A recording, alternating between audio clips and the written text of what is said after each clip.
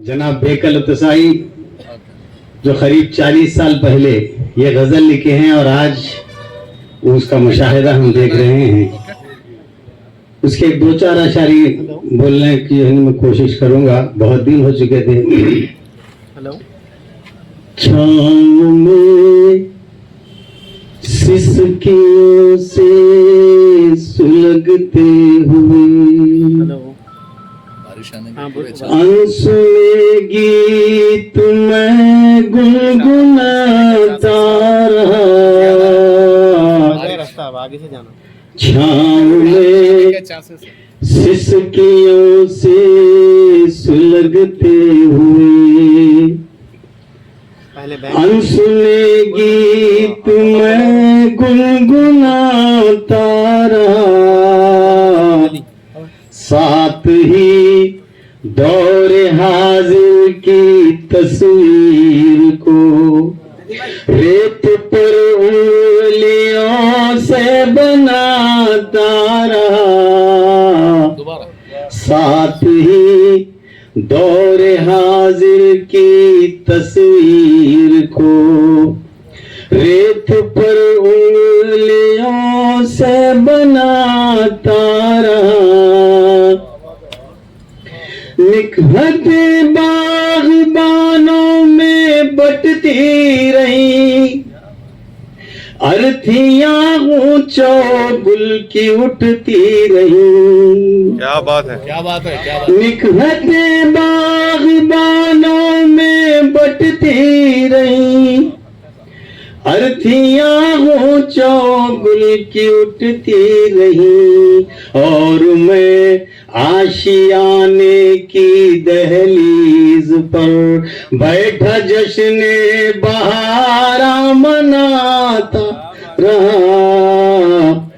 और मैं आशियाने की दहलीज पर बैठा जश्ने बहारा मनाता रहा। और ये शेर मैं ही सदियों पुराना हूँ हिंदुस्तान। क्या बात। मेरे किरदार की बस यही दास्तां।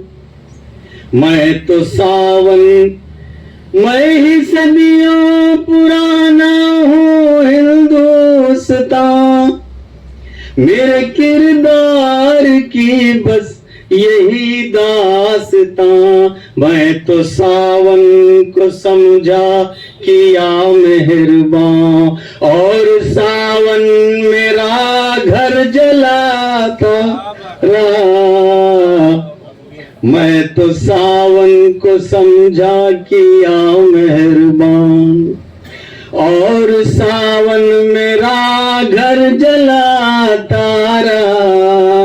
अब आखिरी शेर जनाब बेकल उत्साही ने बड़े पुरअज़्म अंदाज से कहा है और उसकी हमको भी जरूरत है।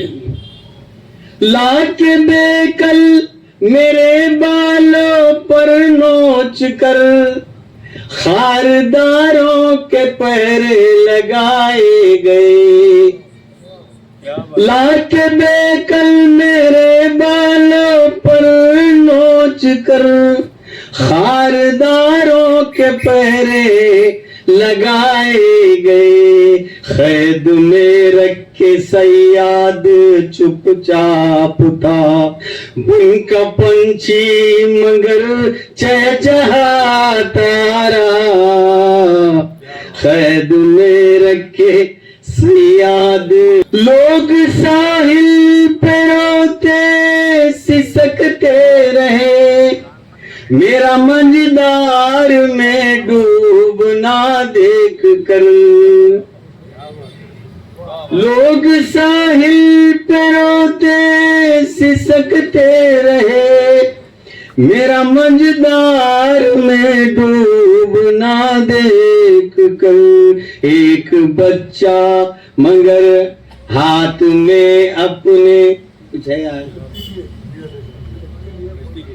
हाँ, एक कागज की कश्ती लिए एक बच्चा मगर मुस्कुराता रहा। हाथ में कागज की कश्ती लिए एक बच्चा मगर मुस्कुराता रहा।